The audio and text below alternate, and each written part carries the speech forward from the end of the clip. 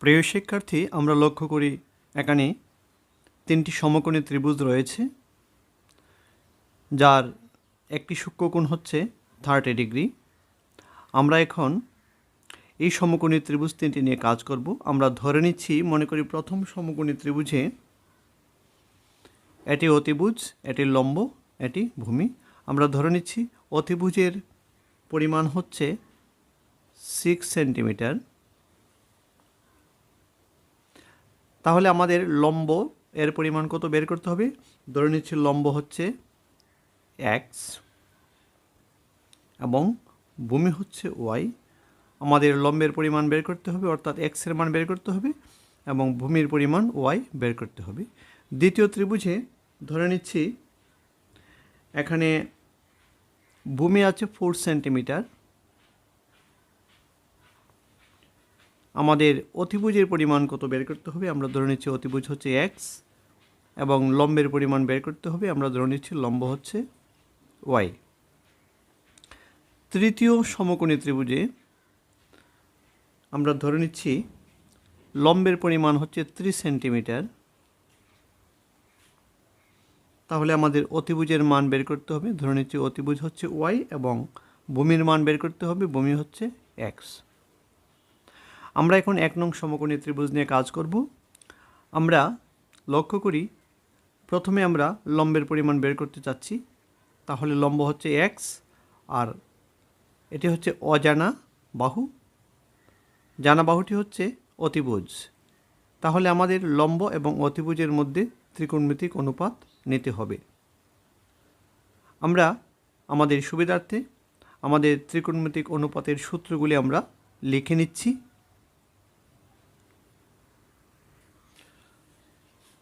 আমরা ত্রিকোণমিতিক অনুপাতের সূত্রগুলি লিখলাম। লম্ব এবং অতিভুজের ত্রিকোণমিতিক অনুপাত হচ্ছে sin θ, ভূমি এবং অতিভুজের ত্রিকোণমিতিক অনুপাত হচ্ছে cos θ। লম্ব বাই ভূমি অর্থাৎ লম্ব এবং ভূমির ত্রিকোণমিতিক অনুপাত হচ্ছে tan θ। এখানে θ হচ্ছে 30 ডিগ্রি।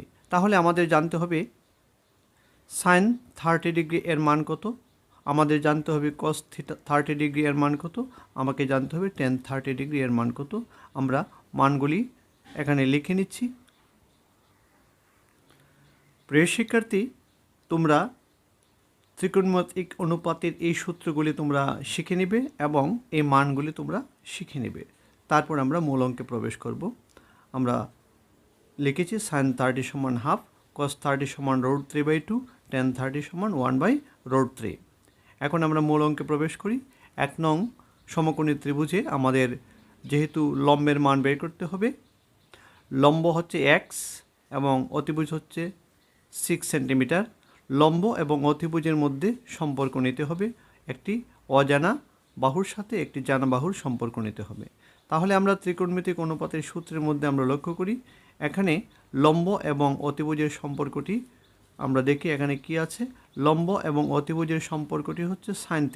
তাহলে আমরা লিখতে পারি লম্ব বাই অতিভুজ অর্থাৎ x/6 equal to sin 30 degree. তাহলে আমরা লিখে নিচ্ছি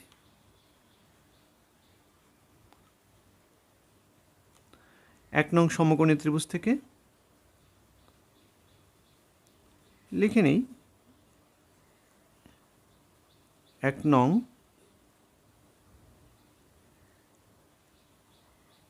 সমকোণী ত্রিভুজে কি পেয়েছি? লম্ব বাই অতিভুজ, লম্ব হচ্ছে x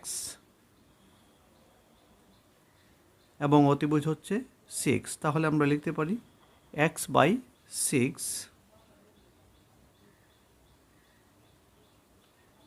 ইকুয়াল টু sin θ, থিটার মান হচ্ছে 30 ডিগ্রি। তাহলে আমরা লিখব 30 ডিগ্রি, বা আমরা ক্যালকুলেশনটি করে নিচ্ছি x/6 sin 30 ডিগ্রির মান আমরা জানি 1/2। তাহলে আমরা লিখে নিচ্ছি 1/2, বা আর গুণন করছি x এবং 2 এর গুণফল হচ্ছে 2x ইকুয়াল টু 6 × 1 = 6, বা এক্স ইকুয়াল টু লিখতে পারি 6/2, নিচে চলে যাবে 2, অতএব এক্স ইকুয়াল টু 3, 6কে 2 দ্বারা ভাগ করলে 3। তাহলে আমরা লম্বের পরিমাণ আমরা পেয়ে যাচ্ছি। এখন আমরা ওয়াই এর মান বের করতে চাচ্ছি। ওয়াই হচ্ছে ভূমি, আমাকে ভূমির পরিমাণ বের করতে হবে। তাহলে ভূমি এবং অতিভুজের মধ্যে সম্পর্ক নিতে হবে। আমরা সূত্রের মধ্যে লক্ষ্য করি ভূমি এবং অতিভুজের মধ্যে যে ত্রিকোণমিতিক অনুপাত সেটি হচ্ছে cos থিটা এবং থিটার মান হচ্ছে 30 ডিগ্রি। তাহলে আমরা লিখতে পারি ভূমি বাই অতিভুজ অর্থাৎ y/6 equal to cos 30 degree. তাহলে আমরা লিখছি, আমরা দ্বিতীয় সমস্যাটির ডান দিকে করে নিচ্ছি। আমরা ভূমি বাই অতিভুজ, ভূমি হচ্ছে y, অতিভুজ হচ্ছে 6 ইকুয়াল টু লিখতে পারি cos থিটা অর্থাৎ cos 30 ডিগ্রি।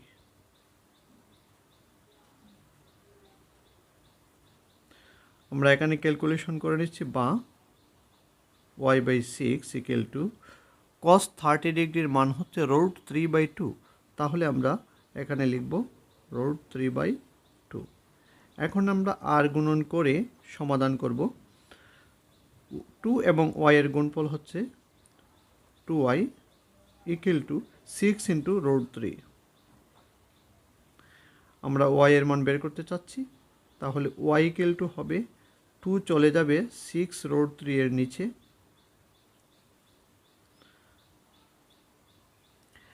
6 এবং 2 এর মধ্যে কাটাকাটি হবে 3 দুগুণে 6। তাহলে y ইকুয়াল টু দাঁড়ায় 3√3। আমরা ভূমির পরিমাণ পেয়ে গেছি। প্রিয় শিক্ষার্থী, এভাবে আমরা সমকোণী ত্রিভুজ থেকে বিভিন্ন বাহুর মান আমরা বের করতে পারি। এখন আমরা লক্ষ্য করি 2 নং এবং 3 নং ত্রিভুজ থেকে আমরা কিভাবে এক্স এবং ওয়াই এর মান বের করব। এটি তোমাদের বাড়ির কাজ হিসেবে থাকবে। আমি শুধু বলে দিচ্ছি, এখানে তোমরা 2 নং সমকোণী ত্রিভুজ থেকে তোমরা দেখতে পাচ্ছ এখানে অতিভুজের মান বের করতে হবে এক্স, ভূমির মান দেওয়া আছে 4। তাহলে অতিভুজ এবং ভূমির মধ্যে সম্পর্কটি হবে ভূমি বাই অতিভুজ, ভূমি বাই অতিভুজ ইকুয়াল টু cos থিটা। তোমরা লিখবে 4/x equal to cos 30 degree. তারপর cos 30 ডিগ্রির মান বসাবে, আর গুণন করবে, তোমরা x এর মান বের করবে। এখানে y এর মান বের করতে গিয়ে y হচ্ছে লম্ব 4 সেন্টিমিটার, এটি হচ্ছে ভূমি। তাহলে লম্ব এবং ভূমির মধ্যে ত্রিকোণমিতিক অনুপাতটি দেখবে কি, লম্ব এবং ভূমির ত্রিকোণমিতিক অনুপাতটি হচ্ছে tan থিটা। তাহলে তোমরা লিখবে y/4 equal to tan 30 degree.